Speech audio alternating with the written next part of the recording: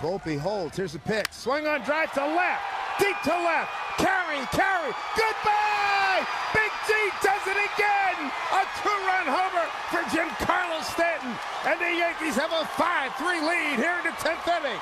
The man is on fire! From MLB.com, this is the Morning Lineup Podcast. I'm your host, Mandy Bell.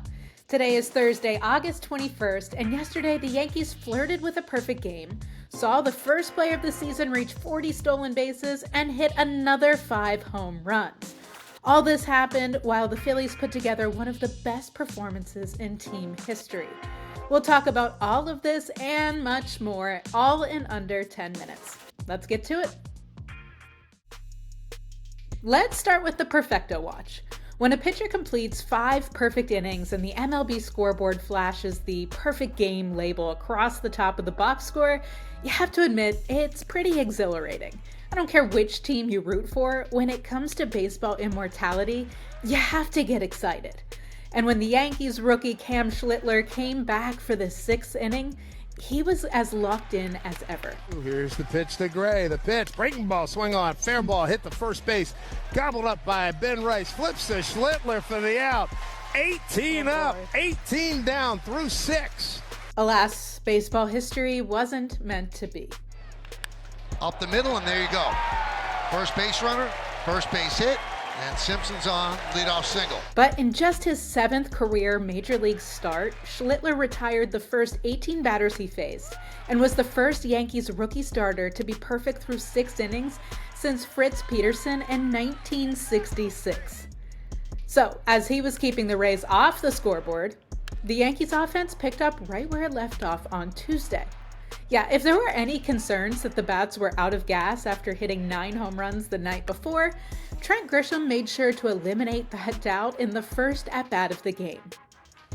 High fly ball, deep right field, low is back, track, wall, see ya! Deja vu all over again. The Yankees start the game with a home run, they're up 1-0. And then Drive into right field, it's deep, and it is gone. See ya, long home run. And then yet again, High fly ball, right field and deep, and that is gone. Another home run for Grisham, his 2nd of the night. But look, it doesn't just have to be about the power for the Yankees. There's some speed too, considering Jose Caballero became the first player to 40 steals this season. Runner goes. No chance. Stolen base. It's number 40, isn't it, Mike? Yep, yes it is. So between the power, speed, and Schlittler's performance, the Yankees probably cruised to an easy victory, right? Wrong. The Rays came back after Schlittler was out of the game and forced extra innings, putting all of his efforts in jeopardy. Instead, it just gave the Yankees more time to hit homers. One in pinch hit fashion. 3-2. Drilled deep to left field. Simpson turning, looking. See ya! A pinch hit. 2-run home run for Stanton. Amazing! To add the cherry on top, Austin Wells hit his 2nd long ball of the night, helping lift the Yankees to a 6-4 victory and bringing their total to 14 homers in their last 2 games. That's tied for the most in a 2-game span in MLB history with the 1999 Reds, according to Sarah Langs. In 2025, Aaron Boone managed the team who pulled off this feat. In 1999, Aaron Boone was in a Reds uniform and hit the first homer of the stretch. Did someone say baseball is the best? I know it always sounds like a stretch to say a team played the best they've ever played, but this time we really do mean it. The Phillies finished off a 3-game sweep of the Mariners with an 11-2 win after they won 6-4 on Tuesday and 12-7 on Monday. The 48 total hits Philadelphia had on the series was the most they've racked up since 1999. Trey Turner had 5 hits, Max Kepler and Bryson Stott each had 3. Kyle Schwarber not only added 3 hits himself and not only had 5 RBIs, but he also added a Schwarbomb. And a high fly ball to right field. Going back is Raleigh at the wall. He jumps, and it is gone! 2-run home run for Schwarber.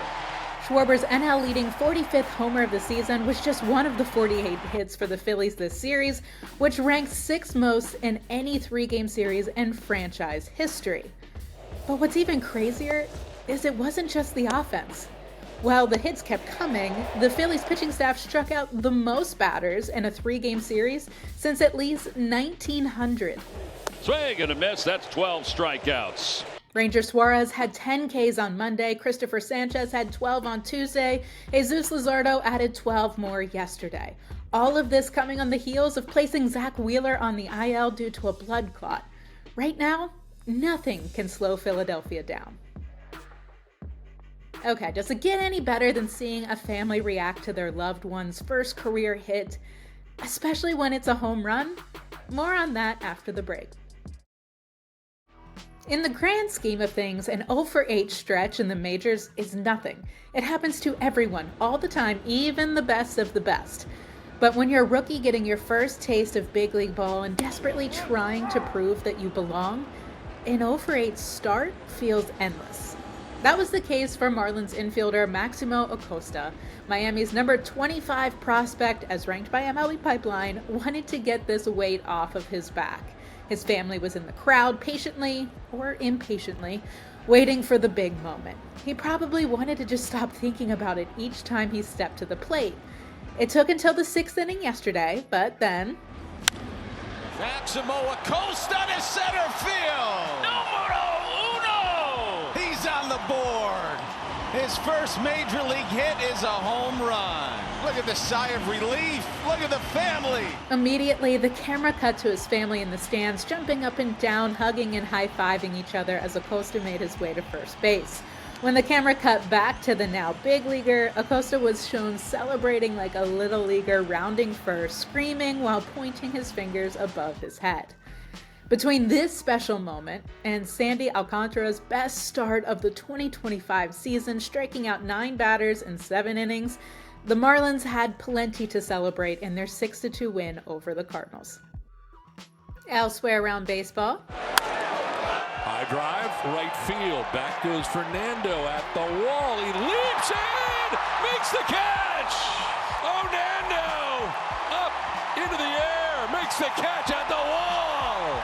this unbelievable catch set the tone for the Padres as they went on to beat the Giants 8-1. And with Shohei Ohtani giving up 5 runs in 4 innings in the Dodgers' 8-3 loss to the Rockies, the Padres are back within 1 game of LA for the top spot in the NL West. We also had some breaking news. Before the Pirates beat the Blue Jays 2-1, it was revealed that Pittsburgh is planning to select the contract of its next pitching sensation on Friday. Their top pitching prospect, Bubba Chandler, is the number 7 prospect in the game according to MLB Pipeline, and he boasts a 70-grade fastball. Although he's been a starter and the hope long-term is for him to be in the rotation, the plan for now is to use him out of the bullpen. Brewers starter Jacob Misiorowski gave up 3 runs in 4 innings as the Cubs clinched the season series against the Brewers with a 4-3 win. Everything was setting up so nicely for Guardians starter Parker Messick's MLB debut. He had given up 1 earned run on 7 hits through 6 2/3 innings. When he left the game, the Guardians had a 2-1 lead over the Diamondbacks, a lead they kept all the way until the bottom of the 9th inning when... There's the blast! Left field and deep, we are tied! This set Arizona up to walk it off in the bottom of the 10th on an Adrian Del Castillo single to give the Diamondbacks a 3-2 victory. The good news for the Astros is that they finally scored a run after 31 consecutive scoreless innings. The bad news for the Astros is that they gave up 6 runs to the Tigers in the first inning and couldn't come back, falling to Detroit 7-2.